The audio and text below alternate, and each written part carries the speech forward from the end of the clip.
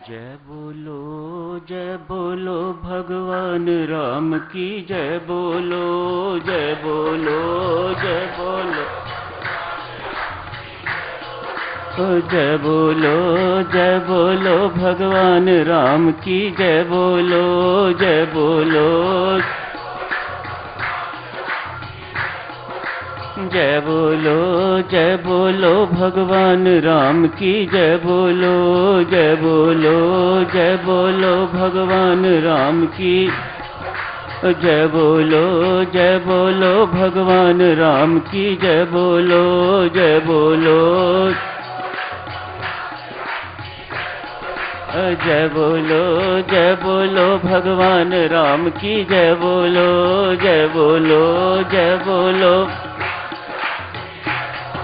जय बोलो, जय बोलो, जय बोलो, जय बोलो, जय बोलो, जय बोलो, जय बोलो, जय बोलो, जय बोलो, जय बोलो, जय बोलो, जय बोलो, जय बोलो, जय बोलो, जय बोलो, जय बोलो भगवान राम की जय बोलो, जय बोलो, जय बोलो भगवान राम की जय बोलो, जय बोलो भगवान राम की जय बोलो, जय बोलो, जय बोलो भगवान राम की जय बोलो।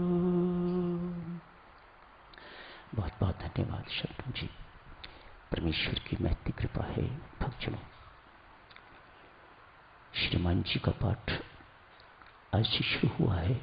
इसके शुभारंभ पर आप सबको असंख्य बार बधाई देता हूँ।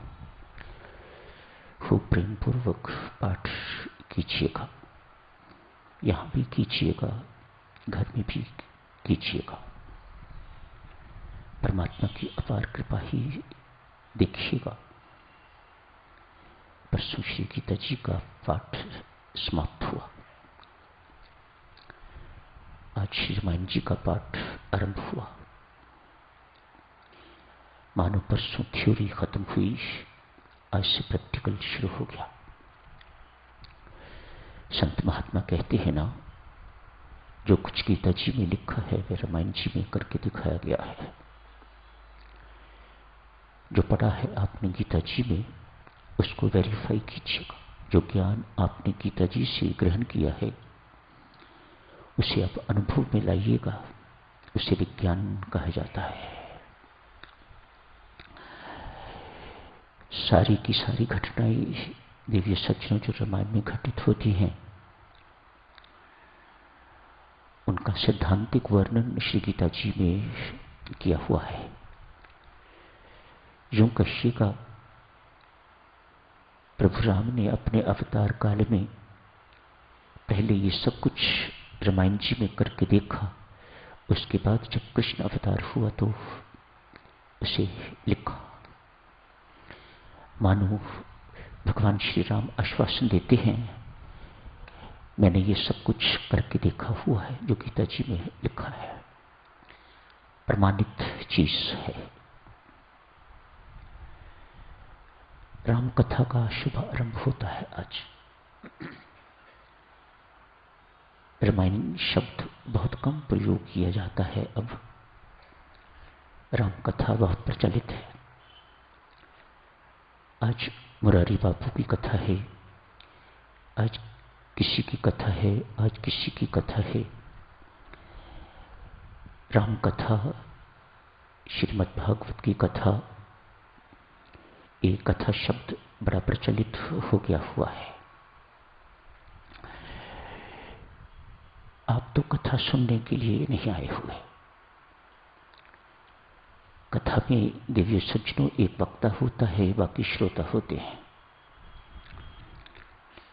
वहां की कथा में और यहां की कथा में जमीन आसमान का अंतर है। सत्संग के लिए कहा जाता है, सत्संग सुना नहीं जाता, सत्संग किया जाता है। वहां पर श्रोता कथा सुनते हैं, यहां पर आप सब पाठ कर रहे हैं। It makes a world of difference. बहुत अंतर है दोनों चीजों में। सभी लोग जो सुनने बैठे हुए होते हैं कोई मनोरंजन की दृष्टि से बैठा हुआ है, कोई कोई है जो मन से सुनता है और फिर हृदय में उतारता है। यहां तो आप सब सम्मिलित रूप से श्री रामायण जी का पाठ कर रहे हैं। स्वामी जी महाराज का वरदान देखिएगा साधक जनों, एक नहीं अनेक। स्वामी जी ने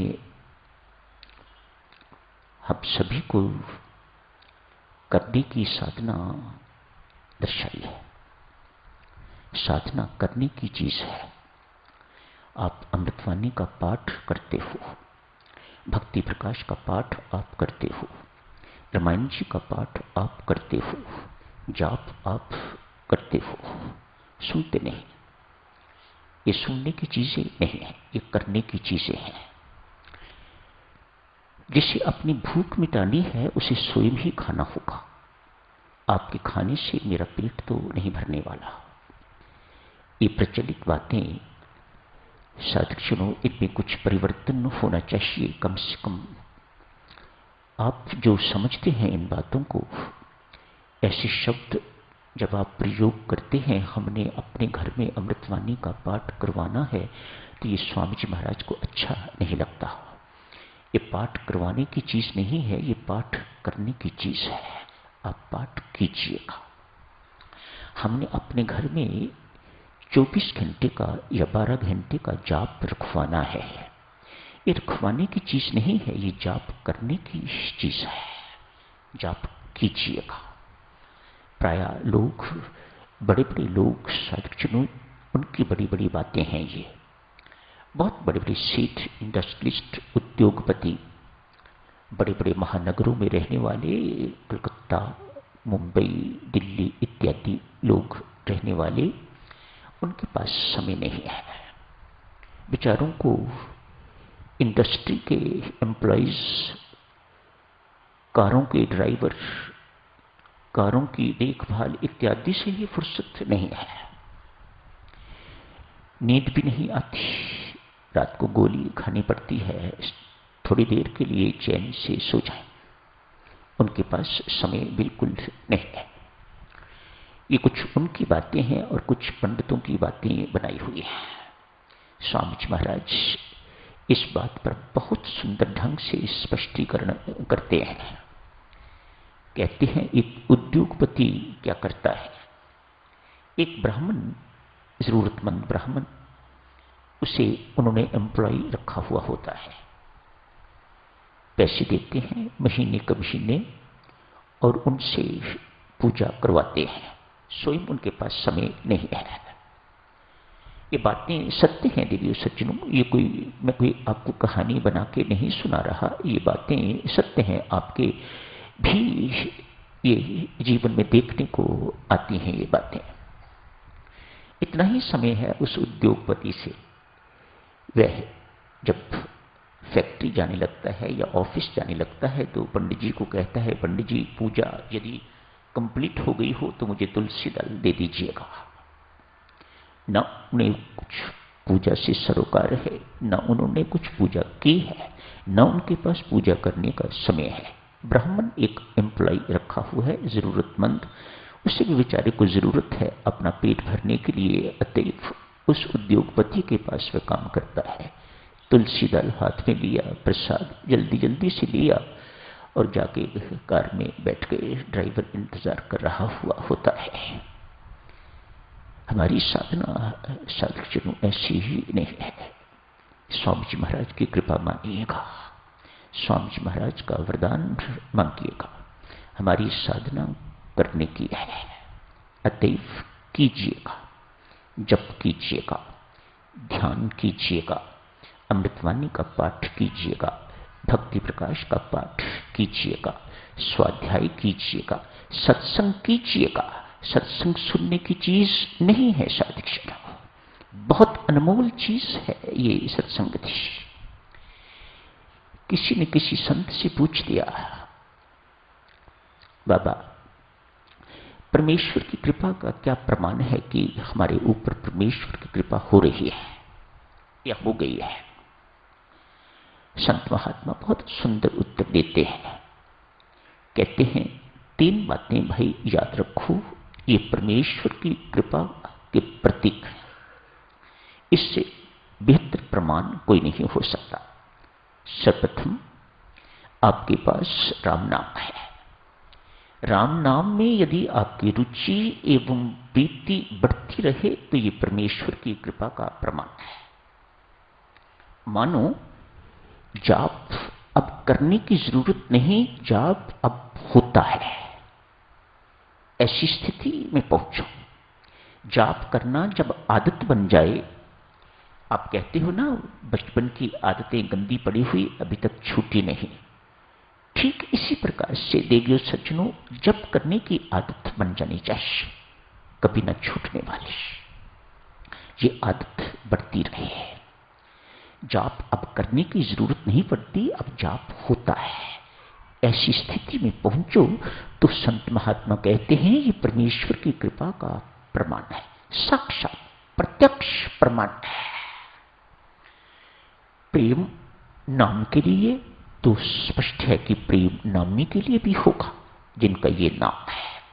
तो परमेश्वर के प्रति प्रीति की वृद्धि को ही तो भक्ति कहा जाता है। यही भक्ति है, प्रेम में वृद्धि हो जाने। कथावाचक थे जो ये उत्तर दे रहे थे, अतएव उन्होंने कहा कथा में रुचि हो जानी भी परमेश्वर की कृपा का प्रमाण है। बहुत अच्छी बात है, आप कथा लीजिए, ऐसा सत्संग लीजिएगा, कुछ भी लीजिएगा, श्रवण से बेशक प्रभाव धीरे धीरे पड़ेगा। इस जन्म में ना हुआ वृथा तो नहीं जाएगा, अगले जन्म में, उससे अगले जन्म में। मानो ये प्रभाव कोई इतना इफेक्टिव प्रभाव, तत्काल असर करने वाला प्रभाव नहीं है जो सत्संगति से पड़ता है। तीसरा प्रमाण देवियों, आदमी चकित होता है, बाबा क्या कह रहे हैं? कहते हैं संत के साथ आसक्ति हो जाने ये परमेश्वर की कृपा का प्रत्यक्ष प्रमाण है। संत के साथ आसक्ति, मानो मन में प्रश्न उठता है, संसार के साथ आसक्ति होती है तो बंधनकारी है, बंधन का कारण है। आपके हाथों में हथकड़ियां लग जाती हैं, पांव में बेड़ियां पड़ जाती हैं, शरीर पर आपके रस्सी बन जाती हैं। संसार के प्रति जब आसक्ति होती है, संत की भूमिका साधु, सच्चे संत की भूमिका, मैं सच्चे संत की बात अर्ज कर रहा हूं। सच्चे संत की भूमिका क्या है? वह संसार से आसक्ति जानता है, टूटनी चाहिए, कैसे तुड़वाता है। परमात्मा की कृपा है उसके ऊपर, उसके अंदर आकर्षण है, ये परमेश्वर की देन है, ये उसका अपना नहीं है। अपना वह बहुत अच्छी तरह से जानता है क्या था क्या है। अब परमेश्वर की कृपा हो गई तो परमेश्वर ने उसे आकर्षण दे दिया। अनेक कारण आकर्षण के दे दिए, एक नहीं अनेक कारण आकर्षण के दे दिए। वह अब शिष्यों को कहिए, संगत को कहिएगा, अपनी ओर आकर्षित करता है, अपने प्रति आसक्त करता है। तो संत महात्मा कहते हैं कि संत के प्रति आसक्ति हो जाने ये परमेश्वर की कृपा का प्रत्यक्ष प्रमाण है। संत के साथ आसक्ति बंधनकारी नहीं है, संत के साथ आसक्ति मुक्तिदायिनी है।